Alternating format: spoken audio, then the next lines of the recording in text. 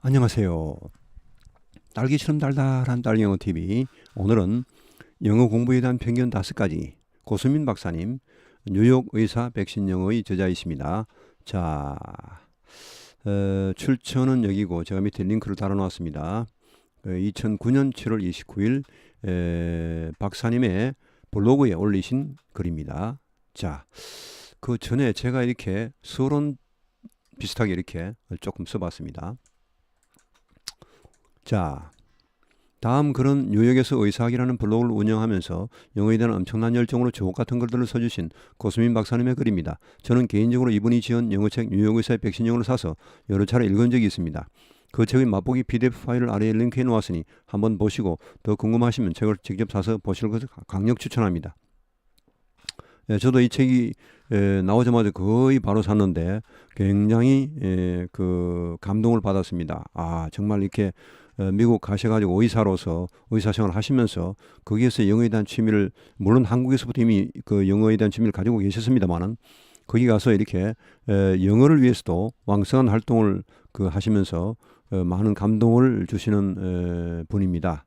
자, 이렇게 해서 일단 밑에 본문을 들어갑니다. 자, 영어에 대한 편견 5가지. 예, 그러니까 우리가 이제 이런 분이 이렇게 이 글을 안 쓰면요, 잘 믿지 않습니다. 이게 에이 뭐 설마 그럴까 이렇게 합니다.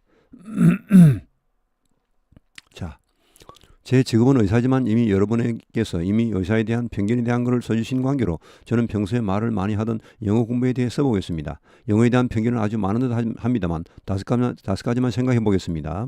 다음 문단. 첫째, 학원에서 원어민에게 배워야 영어를 잘할 수 있다.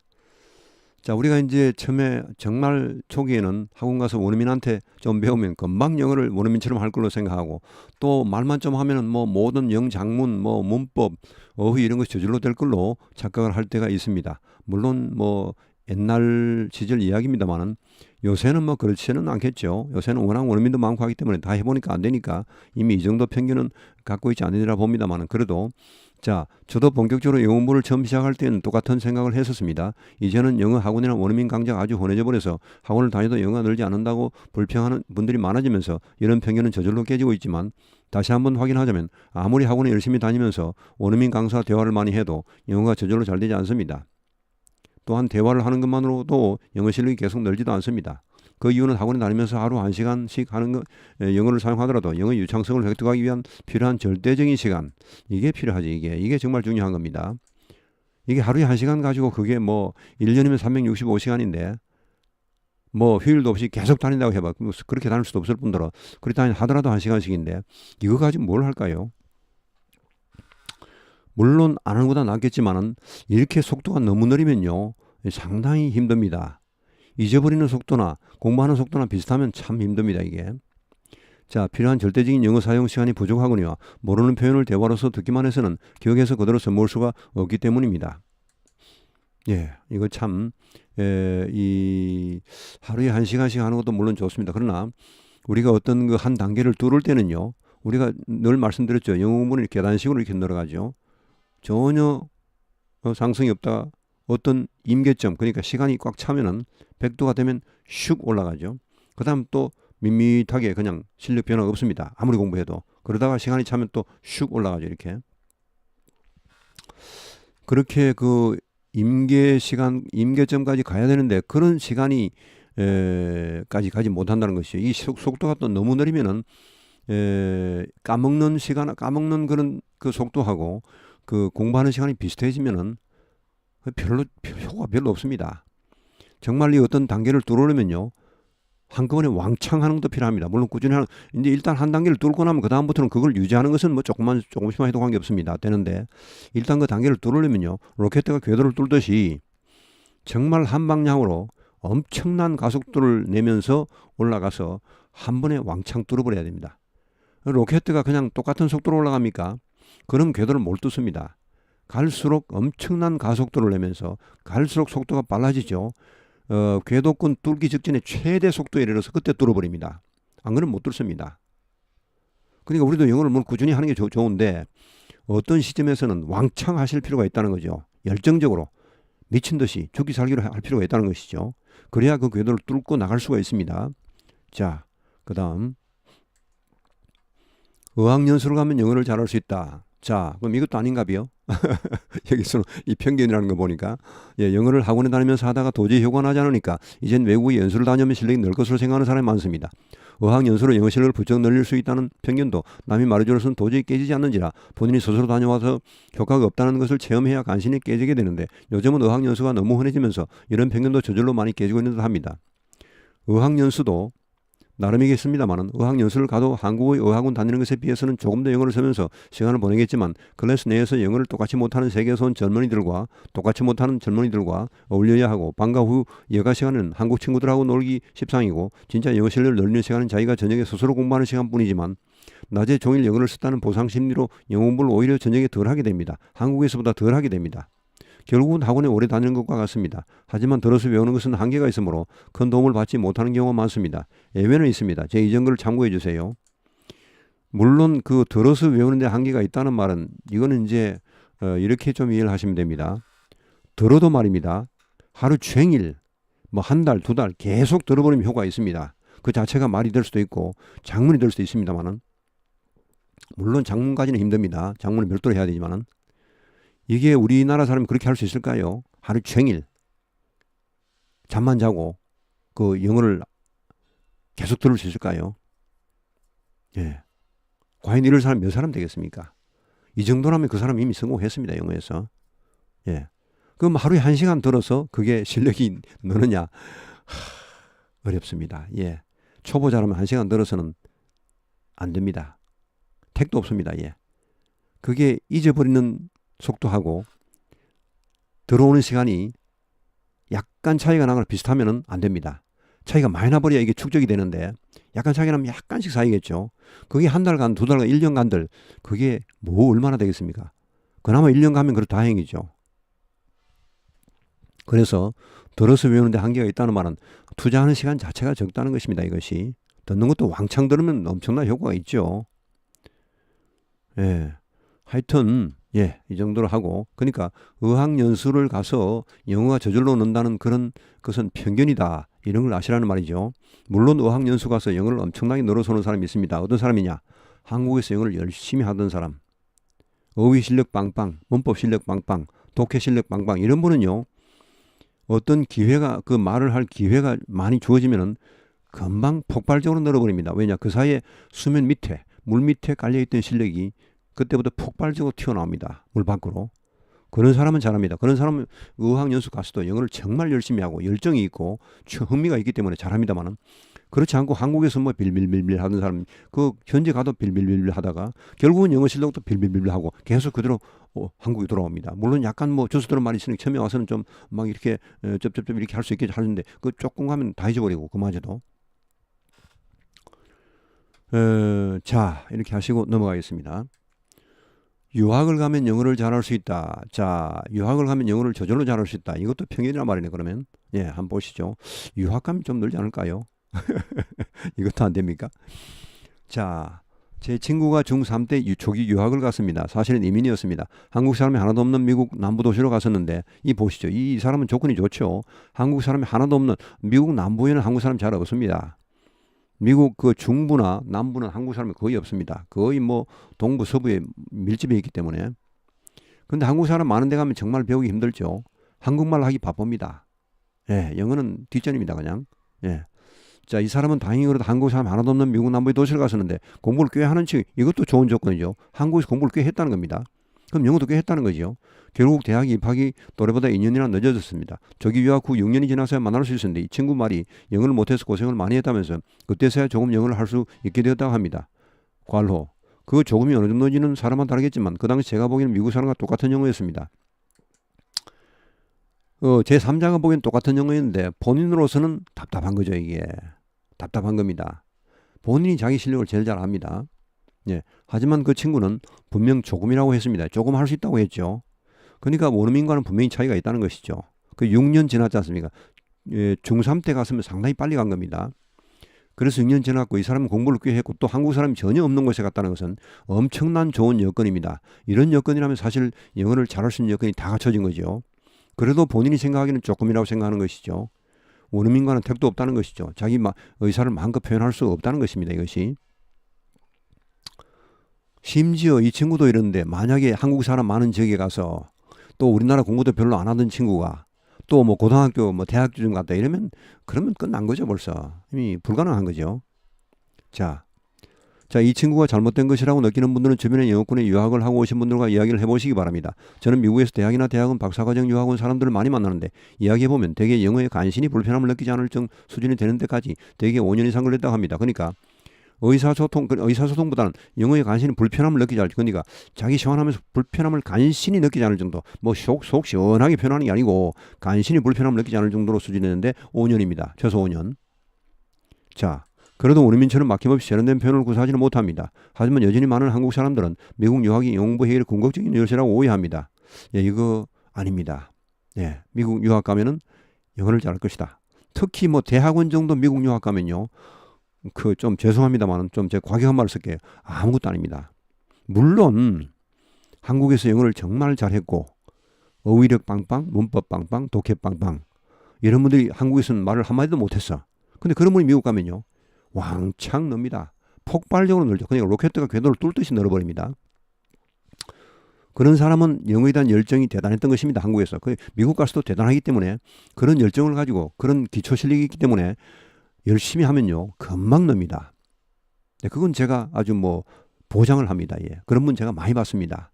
한국에서 말 한마디도 못하다가 그러나 영어 실력은 많았어요. 그런 분은 가면 희망이 있습니다. 왜냐? 가서 열심히 할 거기 때문에. 또 이미 기초 실력이 많이 되어 있기 때문에. 예. 자, 그 다음에 유학 와서 고생을 하다 보면 영어 늘기는 늡니다. 하지만 이렇게 미국에서 오랜 시간 후에 간신히 영어를 하게 된 사람들은 다 말합니다. 자신이 영어 공부를 한 덕택에 그만큼이라도 하게 되었지 공부하지 않고는 도저히 실력이 늘 길이 없다고 말이죠. 그러니까 유학 갔다고 저절로 늘은 게 아니고 자기가 딱 공부한 만큼만 늘더라 이거죠. 그러니까 한국에서 공부한 만큼, 미국에서 공부한 만큼 그렇게만 늘더라 이것입니다. 저절로 되는 것은 없더란 말이죠. 이걸 지금 이 고수민 박사님은 우리에게 전하려고 합니다. 유학 갔다고 유학 가서 한 뭐 대학원은 2년이죠. 뭐 대학 같으면 4년이죠. 뭐 그 석사학위까지 뭐 하면 한 6년. 6년 동안 잘 놀다 오면은 물론 학위 정도는 받을 수 있습니다. 학위야 뭐 사실요. 미국에서는 우리가 돈 주는데 왜 학위를 안 주겠습니까? 돈 주는데 우리가 돈을 엄청 주는데. 그리고 또 우리나라라는 특수한 상황이기 때문에 우리나라에 대한 정보를 주면 학위를 웬만하면 줍니다. 예. 이 학위라는 것은 어떤 새로운 것을 새로운 것에 대해 주는 것 아닙니까? 이미 아는 것을 주는 게 아닙니다. 그러니까 우리나라 것은 미국 사람들한테 새로운 것이죠. 그러니까 우리나라 것을 잘 이렇게 포장해서 이렇게 하면은 웬만하면 줍니다. 말 못해도 뭐 또 글을 잘 못 써도 웬만하면 이렇게 석석하고 이렇게 좀 도움 좀 받고 하면 가능할 수 있습니다. 그런데 이게 이제 그런 분들이 과연 이제 그 영어가 왕창 늘어서 오느냐? 아까 이분은 중학교 때 갔으면 이분은 상당히 가능성이 많은 거죠. 근데 예를 들면 대학원을 다니러 갔다든지, 아니면 더 낮춰서 대학을 다니러 갔다. 대학도 뭐 이제 다 개인차가 있죠. 이것은 영어에 대한 열정이 대단하신 분이라면 미국 대학 가면요 쑥쑥 늘죠. 대학원 가도 쑥쑥 늘죠. 왜냐? 그 사람은 가서 공부를 합니다. 이제 미국 사람 만나면 영어를 하려고 그냥 노력하고 우리나라처럼. 예?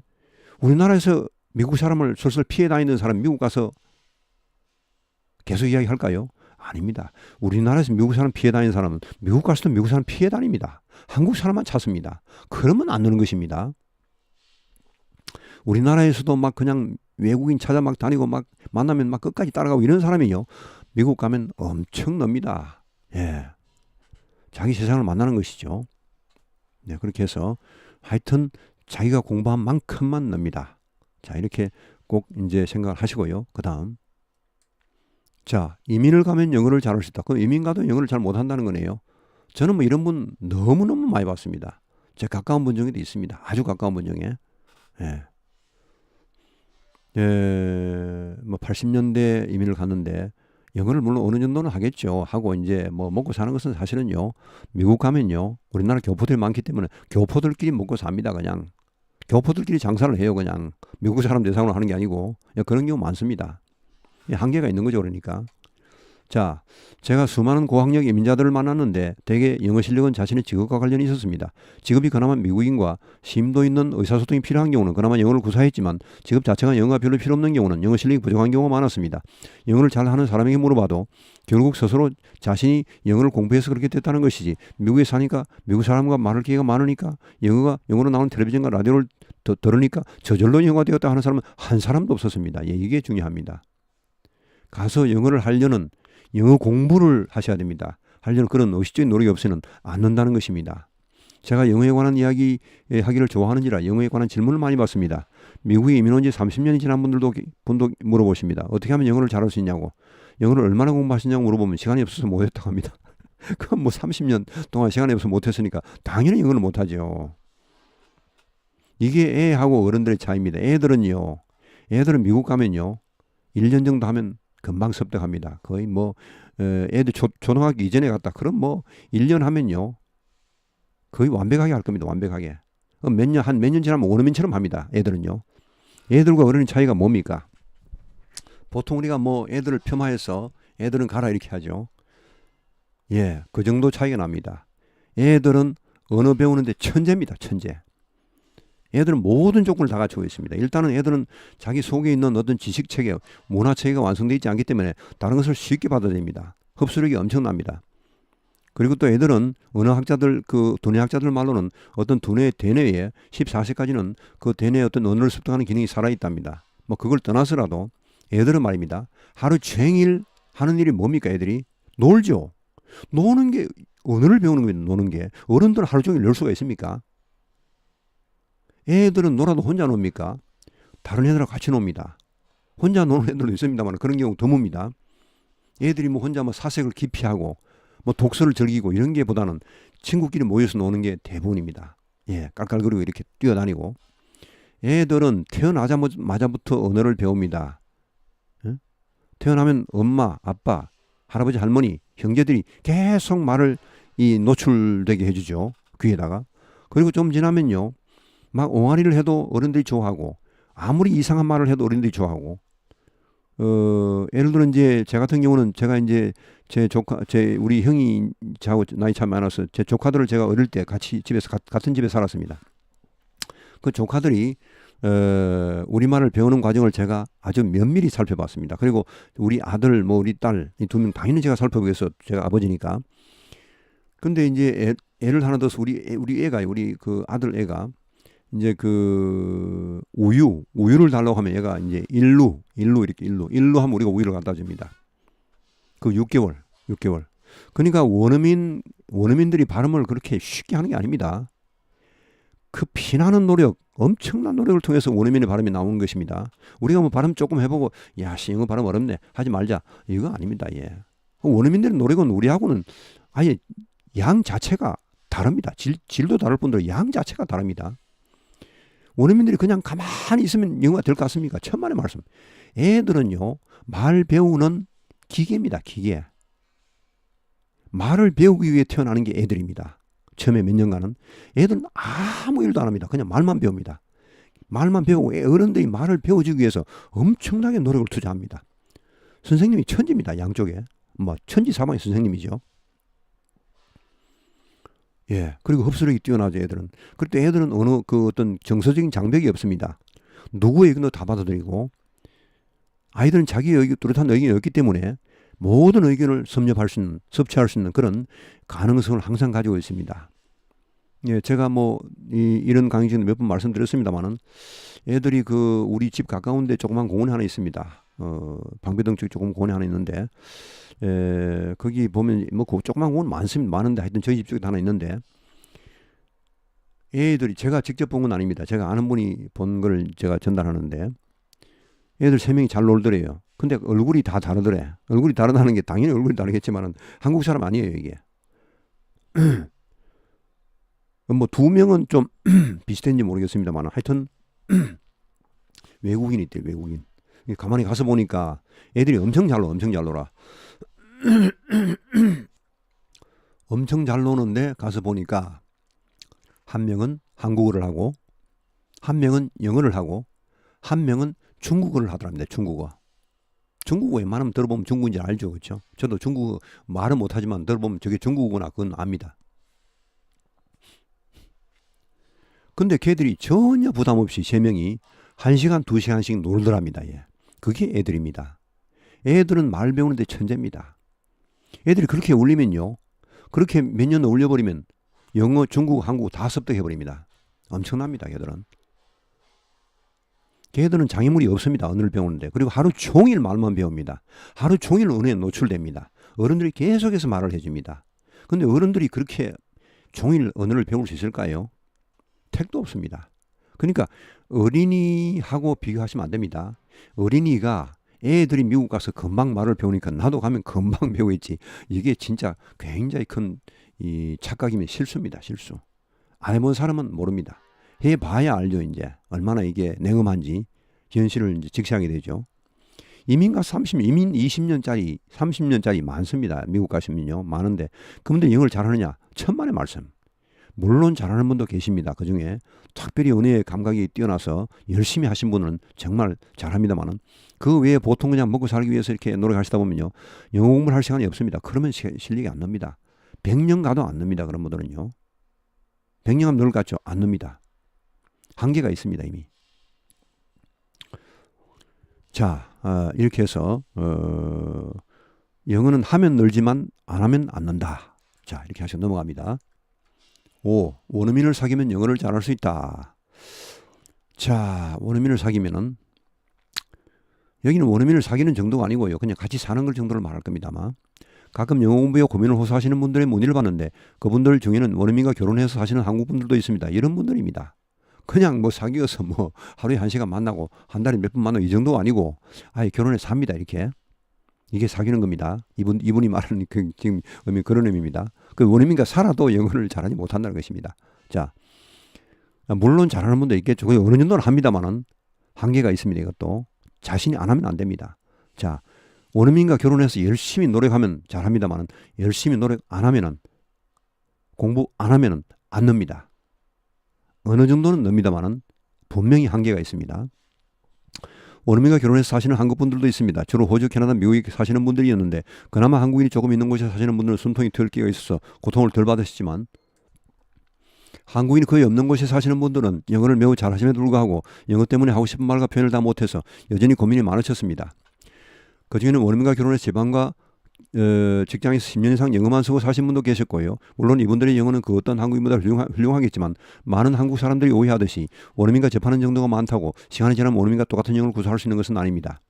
예, 이건 제가 저 밑에 가서 한번 말씀드리겠습니다만은 기가 찬 경우도 있습니다. 이게 결혼하면 뭐 그 사람하고 비슷한 그걸 할 것 같죠? 아닙니다. 예, 노력을 해야 됩니다. 노력 안 하면요 한계가 있고 그렇게 훌륭한 영어를 할 수가 없습니다. 자, 이게 이제 이분의 결론입니다. 결론이 이렇게 나오는데 한국 사람이 영어를 익히려면 자기가 시간을 내서 공부한 만큼만 늡니다. 아무리 원어민과 자주 접해도 듣고 말하는 것만으로는 한계가 있으며 이런 기회만으로는 절대로 원어민처럼 되지 않습니다. 아직도 많이 듣기만 하면 많이 말하기만 하면 영어를 잘할 수 있다고 따는 말을 믿으십니까? 영어는 듣기, 말하기, 읽기, 쓰기를 함께 해야 합니다. 학원, 이민, 연수, 유학을 가는 것이 영어를 쓸 기회를 제공하고 영어를 적극적으로 파고들게 하는 동기부여의 가치는 있지만 이거는 분명합니다. 영어를 정말 잘하는 사람이 뭐랄까 이미 열정이 있는 사람이 그 본토에 가면 엄청나게 영어를 더 하겠죠. 그러면 엄청나게 늡니다. 당연히 그건 좋은 조건이죠. 어학연수를 가고 유학을 가고 이거 엄청난 조건입니다. 얼마나 좋은 조건입니까? 그 조건을 이용을 하면은 되는데 안 하니까 문제죠.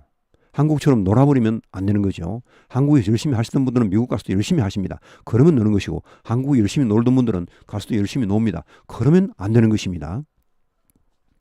동기부여의 가치는 있지만 어디서건 영어는 자신이 하는 것입니다. 하는 것만큼 는다는 말이죠. 예, 그 다음. 자, 윗글에 대한 공감 댓글 모음. 자, 이 고수민 박사님의 그 블로그에 달린 댓글 중에 제가 몇 가지를 뽑아왔습니다. 로미님이 쓰신 글입니다. 현직 영어 교사로서 님의 말씀 한마디 한마디에 깊은 공감을 하는 바입니다. 원어민 교사를 채용하면 모든 아이들이 영어를 잘할 수 있겠지라는 망상을 가지고 많은 돈을 들여 원어민 교사를 채용하는 데만 급급한 정책 위반자들이 님의 글을 좀 읽었으면 좋겠네요. 또한 외국에 1년 정도라도 보내놓으면 한순간 영어가 엄청 늘 것이라는 환상을 가지고 여러 가지 희생을 하면서까지 자녀를 외국에 보내는 부모님들도요. 이런 말을 좀 들었으면 좋겠네요. 그런 말이죠. 물론 원어민 교사 영어 연수의 효용성을 아주 무시하는 것은 결코 아닙니다. 단 전반적으로 비용 대비 효과가 미미한 편이며 원어민과 어학 연수 효과를 독특히 보는 학생들도 물론 있긴 합니다. 이런 분들이 바로 한국에서 영어를 열심히 하던 분들이죠. 그런 분들은 이런 사람 만나면 많은 도움을 받습니다. 자, 그 다음에 한국에서도 여러 가지 방법을 통해 얼마든지 영어 실력을 향상시킬 수가 있거든요. 거의 비용을 들이지 않아도요. 장단기 어학연수도 다녀왔고 현재 원어민 교사와 코티칭을 하고 있는 영어 교사의 입장에서 말씀드렸습니다. 그러니까 이걸 쓰신 분도, 이 댓글을 쓰신 분도 이미 단기 연수, 장기 연수 다 갔다 왔습니다. 이 미국에 다 갔다 왔습니다. 그리고 현재 원어민 교사와 같이 공동으로 이렇게 가르치는 작업을 하고 있답니다. 그러면 뭐 소통을 한다는 거 아닙니까? 의사소통은. 근데 그런 분이 이런 말을 하고 있습니다. 지금 한국 사람이 영어를 익히려면 자기가 얼마나 시간을 투자하느냐가 관건이라는 님의 말씀 100번 동의합니다. 이걸 프린트해서 우리 반 학생들이 참고할 수 있도록 학교 게시판에 붙여놓아야겠네요. 히히 이렇게 우선 표시를 해놨습니다. 자, 그러면은 뭐 이제 이거를 제가 뭐 더 이상 설명할 필요는 없겠죠. 이제 이런 걸 안 해본 사람은 이거를 이제 믿는 거죠. 미신을 믿는 거죠. 어학연수 안 가본 사람. 또 뭐 원어민 교사 하면 안 해본 사람. 원어민 교사와 뭐 하면 물론 많이 늘겠지만 그 많이 늡디까? 어학연수 갔다 온다고 많이 늡디까? 그게 확 달라집니까?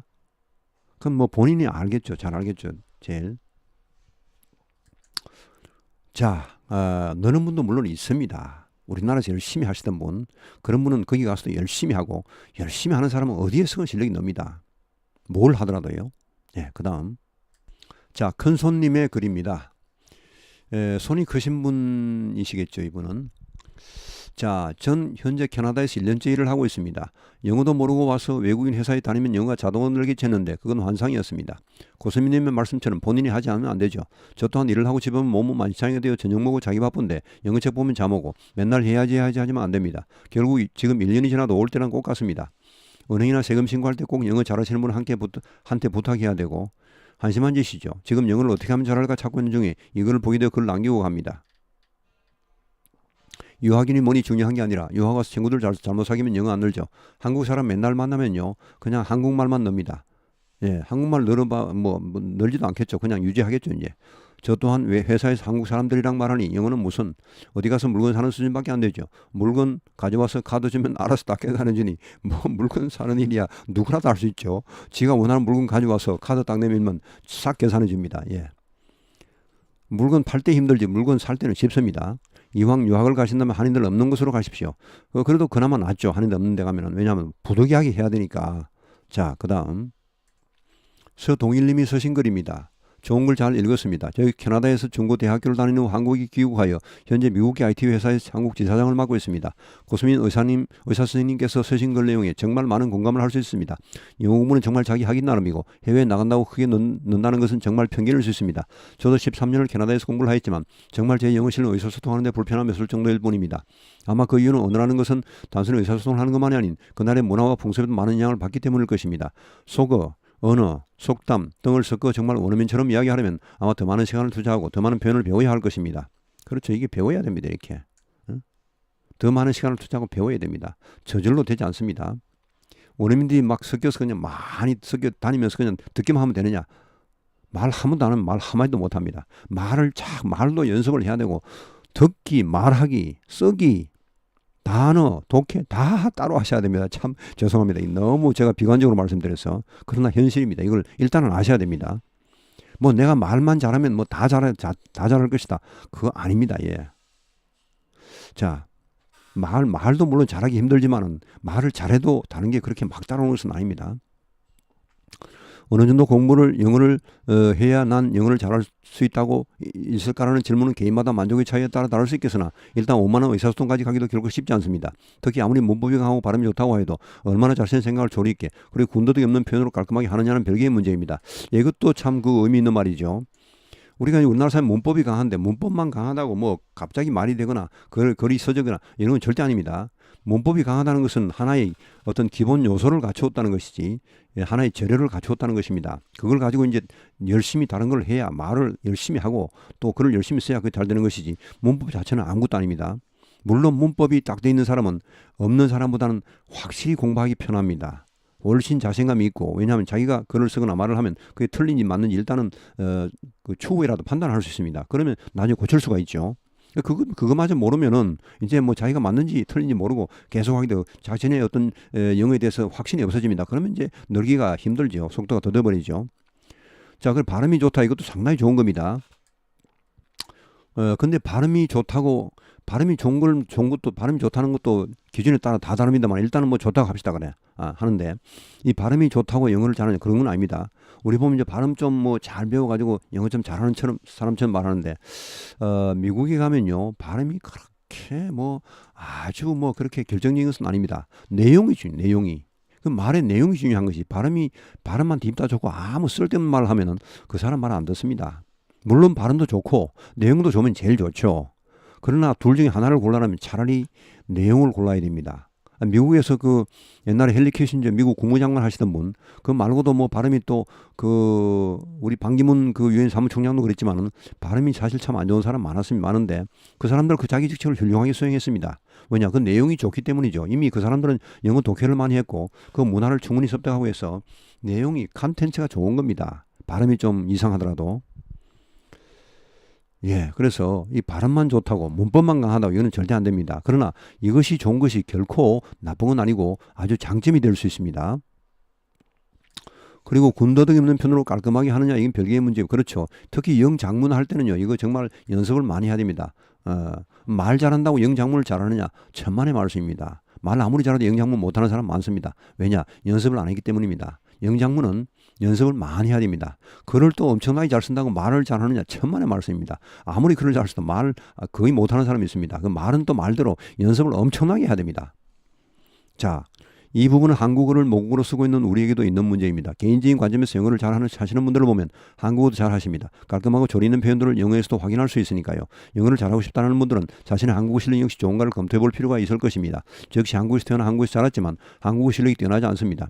따라서 영어 실력도 뭐 그저 그런 편이죠. 그건 제가 보기 이분은 이만하면 한국어 실력이 뛰어납니다. 이만하면 굉장한 거죠. 이 장문 해놓으신 거 보면요. 굉장합니다. 이분은. 그러니까 영어를 잘할 그 소지가 이미 충분히 있고 이런 분들은 뭐 뭘 해도 잘하실 겁니다.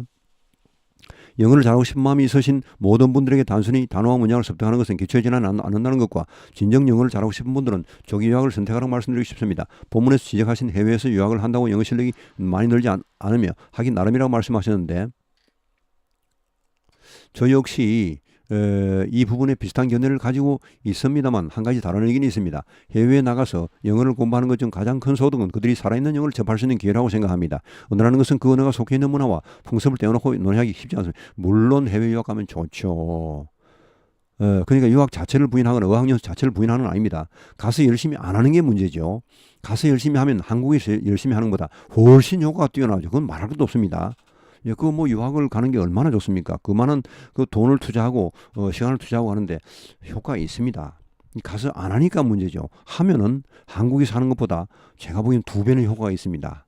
엄청난 효과, 2배까지는 아니더라도 하여튼 뭐 엄청난 효과가 있을 겁니다. 물론 그런 분들은 또 한국에서 열심히 하신 분들입니다. 그런 분들이 가면 효과가 있죠. 자, 일제 통치 시절 일본이 한국어를 말살하기 위해 노력했다는 사실만 봐도 언어라는 것은 그 민족의 문화와 풍습이 담겨 있는 것이라고 볼 수 있습니다. 따라서 유학을 하면서 다양한 상황에 어떠한 표현을 즐겨 쓰는가를 배우는 것도 향후 영어 실력 증진에 큰 도움이 되리라 생각합니다. 국내에서 배울 수 없는 소중한 경험이 아닐까요? 1, 2년 가지고 영어 실력이 늘기는 힘들겠지만 자신의 한계를 느끼고 영어 공부에 필요한 요소를 파악하는 것도 중요하다는 생각이 드네요. 특히 외국에서 영어를 공부하면 외국인에 대한 공포증과 영어 울렁증을 극복하는 데 다소 도움이 된다고 생각합니다. 일단 그러한 것들을 익히는 것도 소중한 투자가 아닐지요. 두서없이 제 생각을 적어봤습니다. 이분이 우리말 장문이 참 좋네요. 예, 굉장한 분입니다. 영어를 잘하실 것 같은 느낌이 확 드네요. 예. 이렇게 우리말 잘하시는 분들은요, 영어를 잘할 가능성이 많습니다. 물론 우리말 잘하는데 영어를 전혀 안 하면 전혀 못하겠죠. 우리말을 이렇게 잘하시는 분들이 영어를 열심히 한다면 이런 건 논리적인 조리 있는 말솜씨 이런 것은 영어에도 그대로 이 언어라는 것은요, 영어건 독일어건 뭐 불어건 일본어건 러시아어건 중국어건 다 똑같습니다. 원래 영어는 한계에서 나온 거예요. 나온 건데 그 논리라 사람의 생각이라는 것은 비슷합니다. 그래서 누구나 전달하는 방식 같은 게 비슷하고 논리성이 있고 어떤 그 언어에 대한 집요한 어떤 집착, 그 마무리에 대한 완성에 대한 집착 이런 것은 한국어를 하면서 그걸 가진 사람은 영어를 하면서도 그걸 가지는 것입니다. 그 한국에 대한 열정이 있는 사람은요, 영어에 대한 열정도 있는 것입니다. 예. 저도 뭐 사실 제가 한국어보다는 영어를 월등히 많이 쓰고 이렇게 속으로도 생각은 또 속으로 영어로만 하고 이렇게 뭐 하지만은 물론 100% 하지 못하고 또 틀린 영어를 하고 있겠지만 그렇지만 제가 한국어를 못하는 게 아닙니다.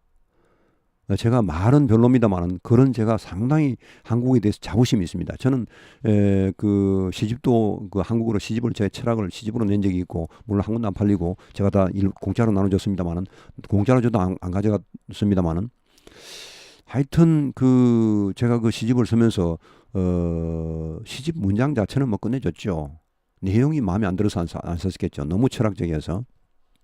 그런데 그 시집을 쓸 때 제가 수십 번 수정을 했습니다. 수십 번. 내용을 수정한 게 아니고 문장을 수정한 겁니다. 내용은 그냥 두고. 예, 그런 어떤 집요한 완성에 대한 어떤 끈기 이런 게 영어를 할 때도 저는 그게 나오는 겁니다. 우리말 할 때도 마찬가지고. 그건 세계 만국 공통입니다. 예, 어떤 언어의 의식을 가진 사람은 다른 언어에도 의식을 가지게 됩니다. 그래서 이분이 지금 이렇게 한국어를 잘하는 사람 잘한다. 한국어를 열심히 해라. 이런 말을 하는 겁니다, 지금. 한국어를 뒤집다 못하면서 영어도 뒤집다 뭐 공부 한 개도 안 하면서 미국 가서 영어가 저절로 늘 것이다. 천만의 말씀이죠. 예. 자, 그 다음. 자, 이번에는 언어의 본질님이 쓰신 글입니다. 한국 사람들이 영어를 못한다는 건 한국어 교육 자체가 철저하지 않은데도 원인이 있습니다. 주어 수로의 일치나 말의 논리성 등 말을 조리있게 잘하는 훈련을 시키지 않지요. 반면 미국의 영어 교육은 영어라는 언어에 대한 교육이기보다는 말과 글을 어떻게 잘 사용해서 사고를 발달시키고 동시에 타인이 잘 알아듣게 표현하는가에 대한 교육이 주를 이룹니다. 인간의 언어와 사고는 분리할 수 없습니다. 배워보면 아시겠지만 합리적인 국민들의 쓰는 언어는 합리적입니다. 문법도 언어 자체가 사용자들에 의해 계속 합리적으로 발전합니다.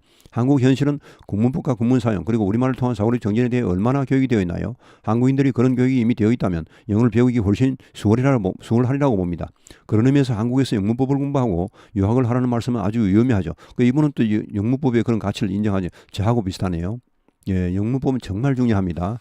이것만 가지고는 되는 게 한 개도 없지만은 이거 없이도 상당히 어렵습니다. 그러니까 이것을 상당히 활용하셔야 됩니다. 우리나라 영문법 교육은 유명하잖아요. 그걸 왜 무시하고 갈보고 없애려고 합니까? 이미 있는 것은 활용을 하셔야 됩니다. 굉장히 좋은 것입니다. 나쁜 게 아닙니다. 그게. 우리가 뭐 영어 회화가 중요하다고 다른 걸 깔아뭉갤 필요는 없는 것입니다. 영문법이 영어 회화에 하나도 안 중요하다고요. 천만의 말씀. 영문법을 잘하는 사람하고 영문법을 전혀 모르는 사람이 영어 회화를 딱 스타트 땅 했다. 누가 잘하겠습니까? 조금 지나면요. 영문법을 하는 사람이 월등히 잘합니다. 이 사람은. 예. 영문법을 모르는 사람은 이게 지가 하는 말이 맞는지 틀린지 모릅니다. 대충 하고 확신도 없고 하니까 그 확신이 없으면 공부에 그 집착이나 어떤 흥미도가 떨어집니다. 그러면 공부의 강도가 떨어지고 시간이 같은 시간을 투자하더라도 공부를 덜 하게 되고 또 같은 시간을 투자할 수도 없는 것이 흥미가 떨어지니까 시간이 자꾸 떨어지죠. 그러니까 문법을 한 사람은 뭔가 건덕지가 있는 것이고 뭔가 구심점이 있는 것이고 계기가 있는 것입니다. 그래서 더 열심히 회화를 하면은 이 사람은 자기가 한 말에 대해서 이건 하고 나서 이제 틀린 걸 알게 됩니다. 말할 때야 뭐 정신없이 하니까 모르겠지만은 하고 나면 내가 틀린 말을 했구나. 그러면 그 다음에는 그걸 고칠 수 있을 가능성이 있는 것입니다. 그걸 모르는 사람은 평생 가도 못 고치는 것이죠. 그럼 다른 사람이 계속 그걸 고쳐주느냐? 안 고쳐줍니다. 그 귀찮게 왜 고칠까요? 그냥 그 사람은 말을 안 하면 됩니다. 자, 좀 과격한 그 말투로 나왔습니다만은 그만큼 영문법은 우리가 무시할 필요가 없는 것입니다. 영어 회화를 하더라도 문법을 꼭 하셔야 됩니다. 그것이 엄청 좋습니다. 물론 영문법을 안 하고도 영어 회화를 잘하면 얼마나 좋겠습니까? 뭐 그런 분은 그렇게 하십시오. 근데 원어민은 영문법을 안 하는데 어떻게 영어를 그렇게 잘하냐? 원어민이 영문법을 안 한다고요? 원어민들은 태어나서부터 영문법 공부를 합니다. 모든 개들이 듣는 말이 영문법 틀 속에 있기 때문에 그 자체가 문법이에요. 우리하고는 차원이 다릅니다. 자, 영어 문법을 배우면서 언어에 대한 그 언어를 통한 논리성과 사고를 습득하는 것이 중요합니다. 사실 영어 발음만 좋고 슬랭 좀 배운다고 어디 가서 대접 못 받습니다. 이거 미국 가면 특히 그렇습니다. 슬랭 우리나라에서 뭐 슬랭 좀 하면 뭐 잘하는구나. 쟤 대단하다. 그럼 미국 가면 대접 못 받죠. 명함도 못 내밉니다. 슬랭을 차라리 모르는 게 좋습니다. 모르면 안 쓰죠. 안 쓰면 차라리 미국 가면 대접 받습니다. 이게 알면 알수록 이것은 탈입니다. 모르는 게 약입니다. 모르는 게 약. 물론 이제 슬랭을 왜냐하면 상대방이 하는 거는 또 이해를 해야 되니까 어느 정도 공부할 필요는 있습니다. 그러나 그것을 사용하고 이럴 정도는 안 좋습니다. 물론 뭐 가까운 친구 사이나 아주 가까운 사이에서는 할 수도 있겠죠. 저도 이렇게 이런 강의를 하면서도 이런 거 해설을 하면서도 좀 엉뚱한 말 쓰지 않습니까? 그건 사실 제가 그런 말 안 배웠더라면 안 나오는데 괜히 그런 말 배워서 이렇게 엉뚱한 말 나오고 과격한 말이 튀어나오는 것이죠. 뭐 그것도 물론 약간 재미있기도 합니다만. 자, 실력은 사고력과 논리성, 생각의 내용에서 나오는 것입니다. 언어는 도구일 뿐이라는 걸 잊어버리고 자꾸 영어만 무조건 외치는 것은 아주 방향이 잘못된 교육입니다. 게다가 사람이 실력으로만 삽니까? 대인관계나 일생의 행복감에는 개인의 인생이 절대적으로 크게 작용합니다. 일찍 부모 또는 유학 보내면 그 아이 인성교육, 가정교육은 누가 책임이야? 이분은 유학을 보내지 말라는, 조기 유학 보내지 말라는, 아까 위에 분은 조기 유학 보내라고 참 의견이 달라서 누구 의견을 들어야 할지 모르겠습니다. 각자 알아서 하십시오 그냥. 자, 양질의 교육을 위해 유학 보낸다고 하시는데 사랑만한 양질의 교육이 어디 있으며 자기 친부모보다 더 아이를 사랑해줄 외국의 교육자가 있겠습니까? 아이들 조기 유학 보내지 말고 밥상머리 위에 한국 그 IT 회사 지사장 하시는 분은 조기 유학이 그래도 낫다고 했죠. 근데 이 사람은 조기 유학 보내지 말랍니다. 예, 바로 위에 그렸는데 밥상머리 매일 부모와 대화하게 하십시오. 책 많이 읽으십시오. 책 많이 읽는 게 최고죠. 제가 늘 말씀드렸듯이 최고로 무서운 사람은 책 많이 읽는 사람입니다. 예. 자연스럽게 내용도 토론하십시오. 그러면서 영어 공부를 병행하다가 대학이나 가서 해외로 보내시든지요. 그래야 그 영어 잘 써먹을 일이 있을 것입니다. 자칫하면 발음 좋은 인생 실패자 될 수도 있습니다. 정말 부모님들이 잘 생각해야 합니다. 자, 이렇게 해서 조기유학 반대자 한 분 또 만나봤습니다. 그 다음 보겠습니다. 자, 붉은 하늘님입니다. 한 가지 더 붙이고 싶습니다. 바로 영어 듣기에 대한 올바른 인식과 개념이라고 말하고 싶네요. 수많은 영어 공부하시는 분들이 영어 공부를 상당히 하셨음에도 불구하고 TV 드라마나 영화 뉴스 등을 보다가 그 사람들이 말하는 게 웅얼웅얼거리는 것처럼 들리는 경험을 종종 할 겁니다. 그 이유는 그 사람이 말하는 걸 들으는 게 아니라 영어를 들으려 하기 때문입니다. 영어 공부만 하다 보니까 내용을 전혀 신경을 안 쓰는 것이죠. 이건 사소해 보이지만 가장 핵심적인 부분이라고 봅니다. 영어를 들으려 하지 말고 그 사람이 무엇을 말하려고 하는지 그 사람의 내용을 들으려고 인식과 개념을 가지고 임한다면 도움이 될 거라고 생각합니다. 이거 듣기 할 때 상당히 필요한 겁니다. 우리가 이제 초보 올 때는 뭐 사실 들리지 않으니까 뭐 내용을 어떻게 뭐 욕심을 내겠습니까? 감히. 그래서 막 듣는 데만 집중을 하는데 사실은 그 사람의 우리가 영어를 왜 합니까?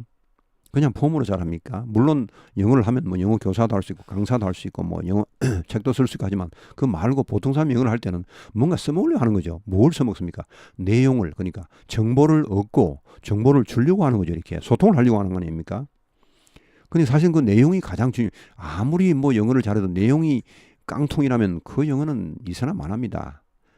가장 중요한 것은 결국은 내용이죠. 내용이 뛰어나면요. 미국 가서도요. 발음이 조금 시원찮더라도 내용이 좋으면 그 사람은 대접을 받습니다만은 아무리 발음이 좋고 아무리 뭐 유창하게 막 샬라 해도 내용이 없으면은 그 사람 말은 들어주지 않습니다. 그럼 오히려 무시하고 깔봅니다. 그다음부터는 안 듣습니다. 왜? 실속이 없으니까. 그 외에 비싼 밥 먹고 시간 투자해서 그런 말 듣겠습니까? 그래서 지금 이분의 말은, 붉은 하느님의 말은 우리가 내용에 신경을 쓰자는 말이, 들을 때도 이런 내용에 집중을 해야지 더 잘 들리지 영어만 들으려고 영어만 공부하려고 하지 말라 이것이죠. 근데 이거는 이제 초보자는 좀 사실 힘듭니다만 그래도 이런 목표를, 이런 어떤 지향점을 가지고 이런 방향을 우리가 하나 가지는 것은 좋을 것 같습니다. 예, 그 다음 읽기부터 잘하자님. 자, 사실 저를 포함해 많은 사람들이 읽기를 통한 독해를 어느 정도 한다고 생각해도 실제로는 그렇지 않지요. 일례로 우리말로 된 책을 보면 지금 제가 이거는 지금 너무 길어서 다 말씀드리기는 그렇고, 이번에 지금 핵심은요. 우리가 이제 뭐 읽기는 잘 되는데 듣기하고 말하기가 아닌다 이렇게 하는데 사실은 읽기도 제대로 못하고 있다는 그런 뜻입니다. 읽기를 제대로 하면 사실은 듣기나 말하기, 쓰기가 훨씬 쉬워진다는 그 말이 이번의 핵심입니다. 사실 그렇죠. 우리가 뭐 독해를 사실 제대로 합니까? 우리가 사실은 공부를 제일 제대로 하는 사람은 독해를 많이 하는 사람입니다. 독해가 정말 제대로 된다면 그 사람은 제일 무서운 사람입니다. 그 사람의 폭발력은 가히 엄청난 것입니다. 그 사람의 내공은 엄청난 것입니다. 우리가 사실 독해에 얼마나 투자합니까? 별로 투자하지도 않습니다. 그러면서 뭐 나는 독해는 읽을 줄은 아는데, 읽을 줄이 알겠죠. 뜻을 모르는데. 그러니까 그 독해를 제대로 해야 됩니다. 우리가 독해가 모든 의학 공부의 제일 기초입니다. 종합적인 공부, 가장 종합적인 공부가 독해입니다. 말보다도, 쓰기보다도, 듣기보다도, 어휘나 뭐 이런 이런 모든 그런 공부보다도 가장 종합적인 공부가 독해를 많이 하면 모든 것에 연관이 됩니다. 그래서 우리가 독해를 제대로 하자. 이것이 읽기부터 잘하자님의 지금 핵심입니다. 자, 이렇게 하고 넘어가겠습니다. 너무 길죠, 지금 이렇게 해서. 자, 영어는 자기가 하는 수밖에님. 자, 안녕하십니까. 처음 글 남깁니다. 선생님 블로그를 구독하고 있는데 이번 편견에 대한 포스팅이 저를 몹시자고 해서 글 남겨봅니다. 저는 현재 유럽권 국가에서 8개월째 일하고 있습니다. 당연히 영어로 의사소통을 하지만 불행하게도 네이티브 영국인이라고 할 수 있는 사람은 주위에 한 명밖에 없습니다. 매일 그 사람과 같이 붙어 다닐 수 있는 일도 아니고 공부할 시간이 넉넉한 것도 아니고 해서 영어가 빨리 안 늘고 있습니다. 필요한 표현들은 그때그때 만들어서 연습해서 이야기하는 정도의 영어 실력인데 제가 학교 다닐 때 영어를 극도로 싫어했던 것이 지금 한없이 원망스럽습니다. 괄호 싫어하는 것에 대해 비해서 점수는 항상 잘 받았으니 우리나라 영어 시스템이 얼마나 확실하게 문제가 있는 것 같습니까? 괄호 닫고 역시 선생님께서 말씀하신 스스로 공부한 만큼만 느는 것은 맞는 것 같습니다. 스스로 완벽한 문장을 만들어서 실제 사용하면 그것은 잘 잊어버리지 않는 것을 보면 그런 식의 노력들이 계속 축적이 돼야 하는 어느 정도 수준에 올라가는 것이겠죠. 그러니까 이것은 어떤 적극적인 노력의 필요성이 있다는 것입니다. 소극적으로 듣기만 하고 읽기만 하고 이것은요 어느 한계가 있다는 거예요. 물론 뭐 많이 읽는 사람은 정말 훌륭합니다. 훌륭하지만은 많이 읽는다고 말이 저절로 되지는 않습니다. 많이 읽는다고 저절로 글이 써지지는 않습니다. 그러니까 우리가 적극적으로 해야 하는 것은 말하는 것과 쓰기는 적극적으로 해야 됩니다. 그거 안 하면 절대 안 늡니다. 이것은. 또 말을 잘한다고 쓰기를 잘하냐 그것도 아닙니다. 쓰기는 쓰기대로 열심히 연습을 해야 되고 또 그러니까 말하기는 입 근육으로 하는 것이고 쓰기는 손 근육으로 하는 것이죠. 이 두 가지 근육을 다 발달을 시켜야 되는데 물론 그 두 가지 근육이 머리에서 다 나오겠습니다만은 하여튼 머리를 자꾸 굴려야 됩니다. 이렇게 이 손을 굴리는 장문을 하는 그 머리와 또 말을 하는 머리가 다릅니다. 이렇게 그 분야가 다릅니다. 이렇게. 자, 하여튼 이분은 직접 자기가 능동적으로 하는 만큼 실력이 는다 이런 말이 이건 맞는 말이죠. 뭐 제가 이제 좀 주제넘는 말이지만 제가 생각을 영어로 하려고 많이 노력을 하고 요새는 거의 그것이 되고 있습니다. 최소한 80%는 영어로 생각을 합니다. 물론 다 틀린 영어겠죠. 틀린 영어 저는 신경 쓰지 않습니다. 아무리 틀려도요.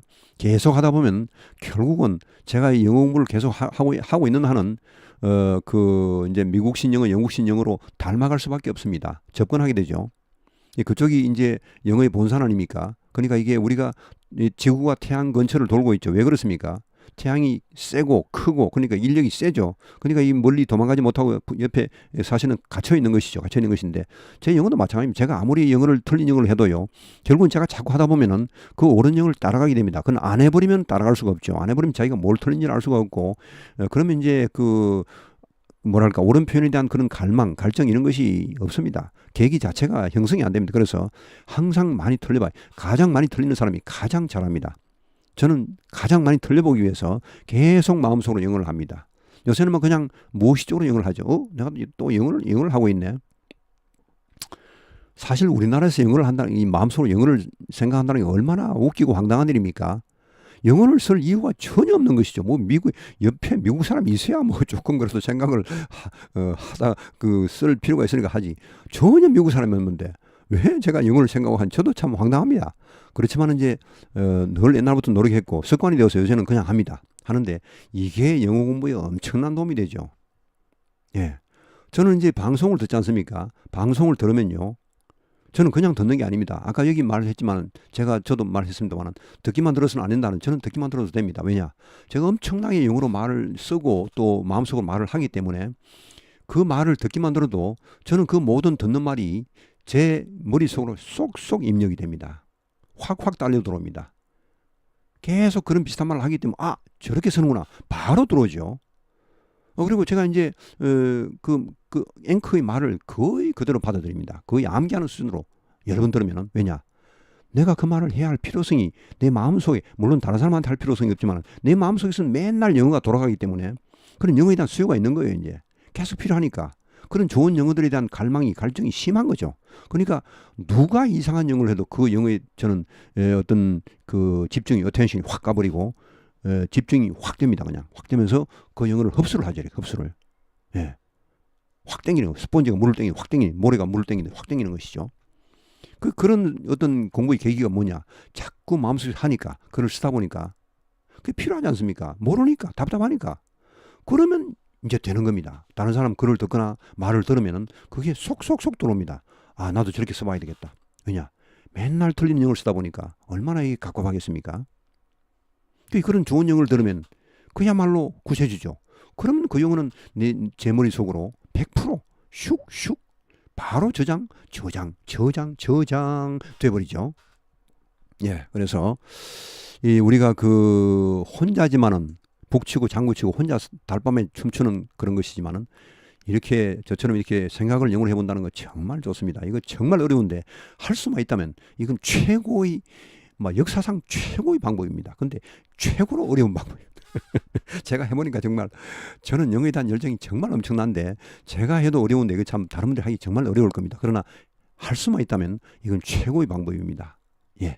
자, 그다음 아래 파란색 글은 미국 뉴욕 주립대 영어교육학과 하광호 교수님의 영어의 바다에 빠뜨리라는 책에서 부은 글입니다. 참고로 하광호 교수님 34세에 처음으로 미국에 건너가서 엄청나게 유학을 늦게 가신 거죠. 46세에 영어학 박사학위를 따신 분입니다. 46세 같으면요 이미 사실 우리나라 같으면 이미 좀 늦은 편이죠.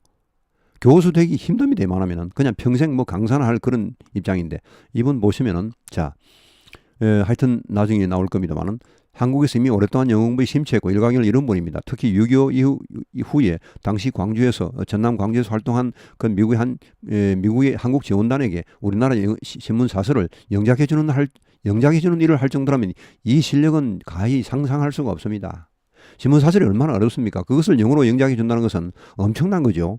물론 뭐 꼭 바르게 하란 법은 없습니다. 뭐 틀리게 할 수도 있겠죠. 그러나 그 틀리면 또 미국인들이 그걸 또 교정을 해줍니다. 이렇게 대충 뜻은 알기 때문에 얼마나 그 영어 공부를 많이 했겠습니까? 예, 그 자체가 뭐 엄청나죠. 영어의 깊은 토대를 확실히 다진 분입니다. 요거는 지금 제가 쓴 글입니다. 제가 글 쓰는 솜씨가 그래도 뭐 조금 뒤처지진 않죠. 이런 분이 미국에 간다는 것은 물고기가 물을 만나는 거죠. 미국의 모든 언어가 블랙홀처럼 이분에게 빨려 들어갔을 것입니다. 저는 미국에 안 가봤지만 그 느낌을 알 것 같습니다. 이 하광호 교수님의 책을 읽으면서 제가 여러 번 감동을 했는데 저만큼 이 영어에 대한 그 열정이 뛰어나시더라고요. 저보다 더 하셨겠죠 아마. 근데 저도 영어에 대한 열정이라면 전 세계 누구에게도 뒤질 그런 마음이 없습니다. 예, 엄청나죠. 생각을 영어로 하는 사람이 많겠습니까? 예, 자, 이분은 동양인 최초인 뉴욕 주립대 영어교육학과 교수입니다. 당시 쟁쟁한 미국의 영어학 박사를 150명을 물리치고 150대 1에서 이 한국인이 그 교수직에 채용이 된 겁니다. 예, 영어를 얼마나 잘했으면 정식 영어 교사가 될 미국 대학생들을 가르치는 영어교육학과 교수가 되었겠습니까? 대단한 분이죠.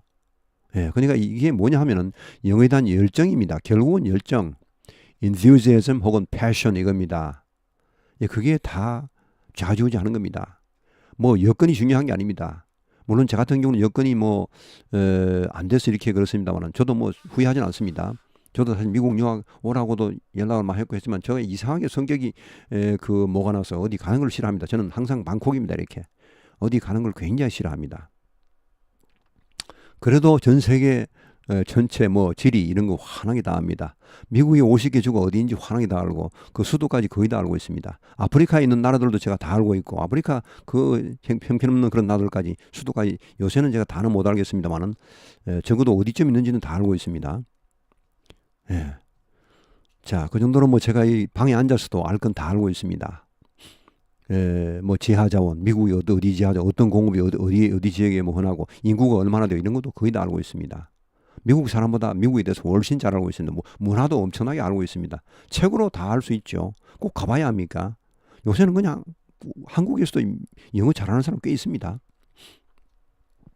자, 하여튼 그 이분은 그렇게 이렇게 입지전적인 인물입니다. 46세 영어 박사학위를 따고 그리고 그 이후에 이렇게 미국의 뉴욕 주립대 영어교육학과 교수가 되셨는데 지금은 뭐 원로 교수님, 지금은 은퇴하셨을지 모르겠습니다. 자, 그분이 쓴 책에 나온 글입니다. 한국 여성과 결혼한 동료 미국 교수가 있었는데 하 교수가 집에 놀러 갈 때마다 그 한국 부인은 그야말로 의사소통만 겨우 되는 브로큰 잉글리시만 하면서 살더랍니다. 하 교수가 그 동료 교수에게 영어를 좀 가르치지 왜 저렇게 떠느냐 고 물었더니 그 교수 할 만큼 했는데 이제 두 손 다 들었다. 본인의 의지가 별로 없다. 그래도 남편과 자녀들은 그럭저럭 그녀의 말을 알아들으며 적응하고 지내더랍니다. 자, 이게 뭡니까? 이게 정말 무슨 뚱딴지 같은 소리입니까? 마른 하늘에 날벼락이 따로 없지 이게 무슨 소리입니까? 자, 하 교수님의 동료라면은 미국인 교수입니다. 미국 원어민 교수입니다. 거기에 동양인 교수가 딱 한 명, 하광호 교수님 한 번뿐이었으니까 다 미국인입니다. 그런데 이게 이제 그 교수님이 부인이 한국인이랍니다. 한국인. 근데 그 집에 놀러 가보니까 이 그 부인이 영어를 쓰는데 형편없는 거예요. 그냥 broken English. 말도 안 되는 영어만 그냥 몇 가지 갖다 붙여 쓰고 이렇게 하는데 그 애를 낳고 살 정도면 얼마나 그 오래 살았겠습니까? 애들이 뭐 크고 이렇게 했을 텐데 하 교수님 연세가 많으신데 하 교수님하고 이렇게 알고 지낼 정도면 연세가 많으실 텐데 그러면 그 부인도 오래 살았던 거 아닙니까? 같이. 근데 영어가 그렇게 안 된답니다. 핵심은 이겁니다. 본인의 의지가 별로 없다. 이겁니다. 본인이 배울 마음이 없으면요. 그렇게 남편이 있고 애들이 있어도 영어를 못합니다. 하루 종일 남편하고 물론 하루 종일 뭐 있지는 않겠습니다만은 그렇게 같이 살아도 영어를 못 배웁니다. 이게 현실입니다. 이걸 우리가 물론 다 이렇지는 않겠습니다. 사람마다 차이가 이분은 좀 특이한 경우겠습니다만은 그러나 이것을 우리가 잘 새겨들어야 됩니다. 미국 가면 미국 사람과 살면 영어가 저절로 될 것이다. 천만의 말씀입니다. 안 됩니다. 애들하고는 다릅니다. 애들은 가라고 하시지 않습니까? 우리 어른들이. 정말 어른들은 가랍니다. 어른들은 가라. 말을 배우는 데는 애들은 천재입니다. 애들하고 비교하지 마세요. 예, 자 이렇게 보시고 자 브라이언 최의 추가 한마디 제가 한마디 쓴 겁니다. 이렇게 이건 제가 쓴 글입니다. 이제 여기 붙인 글인데 자 이렇게 원어민들에게 둘러싸여 살아도 영어는 자신이 능동적으로 공부를 안 하면 절대 늘지 않습니다. 어떻게 보면 정말 끔찍한 이야기죠. 그렇지만 이것이 정확한 현실입니다. 한국 사람들이 믿기 힘든 현실. 미국에 가면 혹은 미국인과 오래 한 집에 살면 영어가 저절로 되겠지. 굉장한 미신입니다. 물론 초등학교 졸업하기 전에 미국으로 이민을 가는 정도라면 이야기가 달라지죠. 미국 갔다 와서 영어를 잘하는 사람들 절대 그냥 그렇게 되지 않습니다. 이미 한국에서 굉장한 노력을 해서 비록 말에는 약하지만 문법, 어휘, 독해 등 영어의 기초가 잘 닦여져 있었거나 적어도 영어에 대한 취미를 가지고 미국에 가서 나름 엄청난 시간을 영어 공부에 투자한 결과입니다. 자, 난 지금 한국에 살아도 괜찮아. 우리 부모님 부자니까 나중에 미국 유학만 가면 영어가 저절로 될 테니까 이런 분들은 미국 유학 가면 200% 실패합니다. 가까운 주변 사람 중에서도 이런 사람 몇 있습니다. 꽤 있습니다. 예.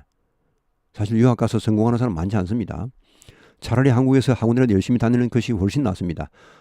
미국 가서 영어 공부 안 하고 잘 놀다 오면 우리나라에서 영어 공부 안 하고 잘 놀고 있는 것과 거의 비슷합니다. 물론 처음에는 약간 차이가 나는 듯 하지만 뭐 주워 들은 게 많겠죠. 시간이 지나면 금방 사라지는 연기에 불과합니다.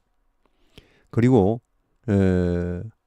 이 미국 갔다 와서 발음 좀 굴리면서 영어 잘하는 척하는 허당들도 많습니다. 조금만 깊이 들어가면 금방 돌통이 나지만 일반인들에게는 그렇듯해 보이기도 합니다. 세상에 공짜는 없습니다. 영어 공부에서는 특히 더 그렇습니다. 안 하면은 안 납니다. 미국 가도 마찬가지입니다.